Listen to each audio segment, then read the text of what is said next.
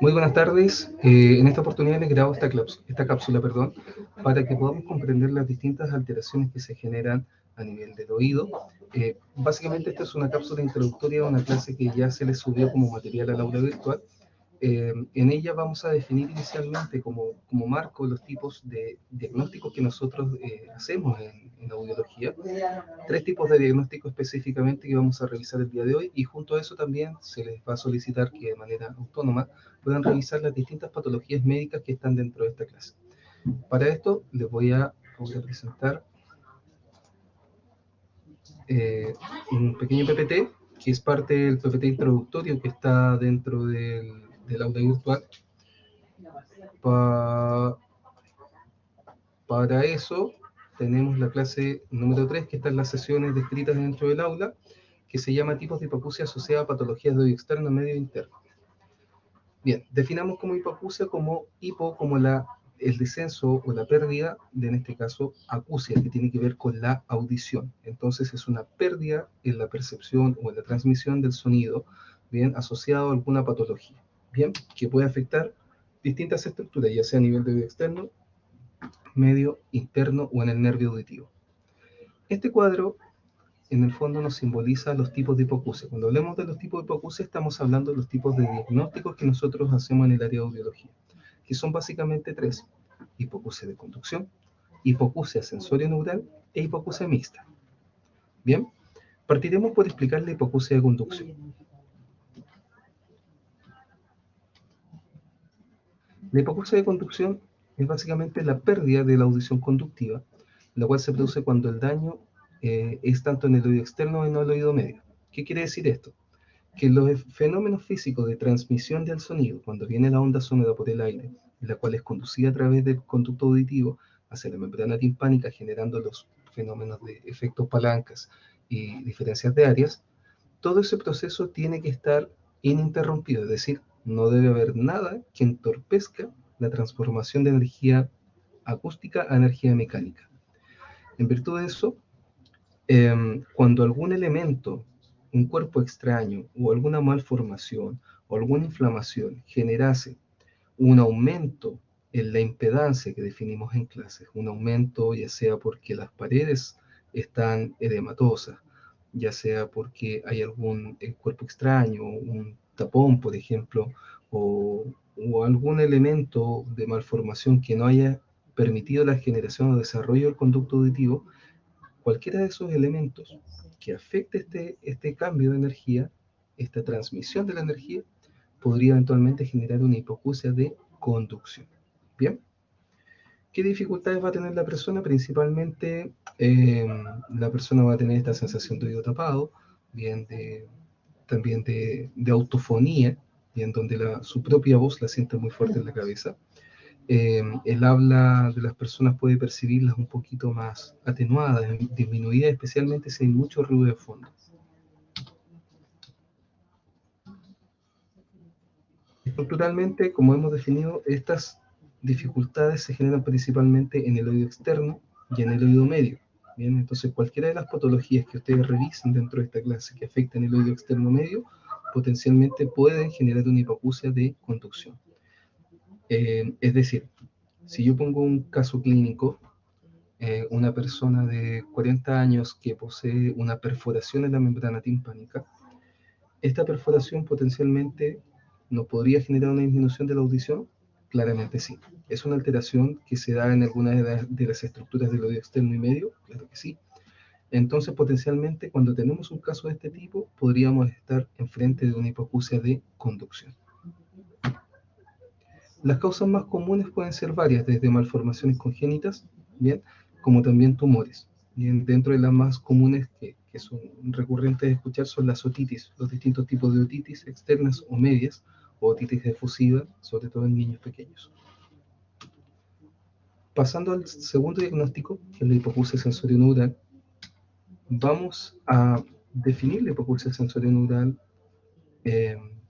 como una alteración del oído interno principalmente, ya sea en la cóclea o en el nervio auditivo o en la vía auditiva principalmente, ya sea, entiéndase, vía auditiva desde el octavo par con con su, en este caso, conexión entre la cóclea y los núcleos cocleares que conforman el octavo par craneal, el vestíbulo coclear, e incluso alteraciones en la vía auditiva que pueden ir desde los núcleos cocleares al complejo libar superior, a los colículos inferiores o al cuerpo geniculado medial del tálamo. Bien.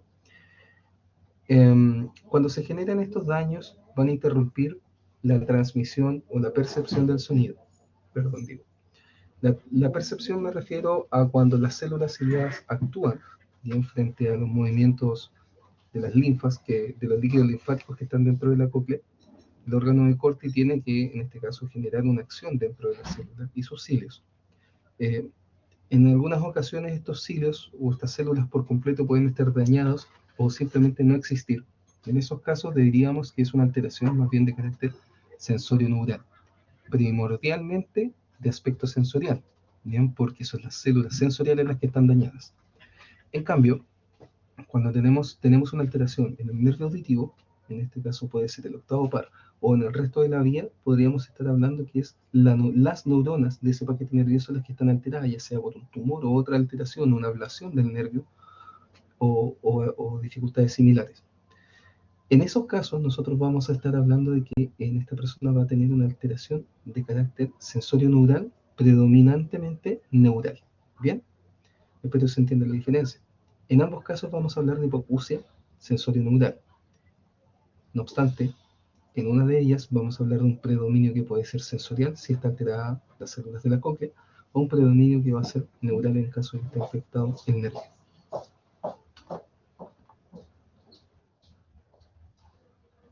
Como dijimos, principalmente estas alteraciones van a ser en el oído interno, cóclea, nervio octavo par o la vía auditiva en general. Y ya para ir cerrando esto, tenemos un tercer diagnóstico que es la hipoacusia mixta. ¿Qué se va a entender como hipoacusia mixta? Como una alteración de la audición, bien, la cual va a estar acompañada de un patrón o un elemento conductivo y un elemento sensorio neural, al mismo tiempo, en el mismo oído. Bien. Es decir, si ponemos un ejemplo, un caso clínico, una persona que tiene, la misma persona que tenía la perforación en la membrana timpánica, si además de eso, en el mismo oído, tiene muerte de las células, ya, por ejemplo, por una, no sé, ototoxicidad, en donde mueren células ciliadas, esa persona va a tener un problema en la conducción del sonido, bien, por lo tanto tendría una hipoacusia de conducción, pero al mismo tiempo va a tener un problema en la recepción sensorial, porque no van a estar las células, lo que eso se traduciría en una hipoacusia sensorio-neural. Como ambas están conviviendo en el mismo oído, cambiamos la etiqueta diagnóstica y le llamamos hipoacusia mixta. Bien. Acá hay otro ejemplo, otitis media aguda más una presbiacusia en el oído derecho. La otitis media aguda está dentro de la clasificación de alteraciones fisiopatológicas del oído medio y la presbiacusia es las alteraciones del oído interno, por lo cual en el mismo oído derecho, si estuvieran ambas conviviendo, sería una hipoacusia de carácter mixto.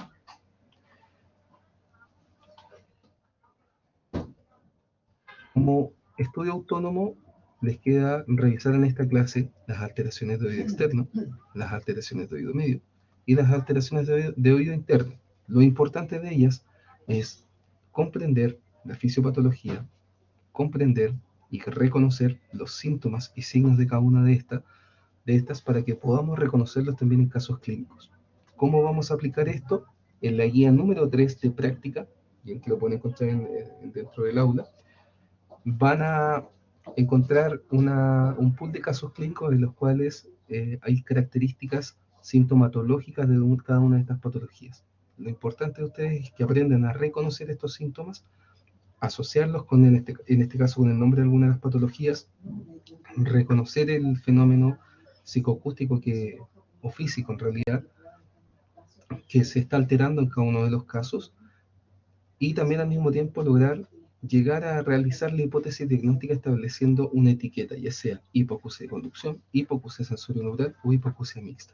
Bien, eso, estudiantes, espero les haya sido de utilidad, hayan comprendido cada uno de los elementos que estamos revisando en la clase, y ante cualquier duda, no duden obviamente en consultar a cualquiera de los profes, ya sea de cátedra, laboratorio o práctica. Muy bien. Nos vemos.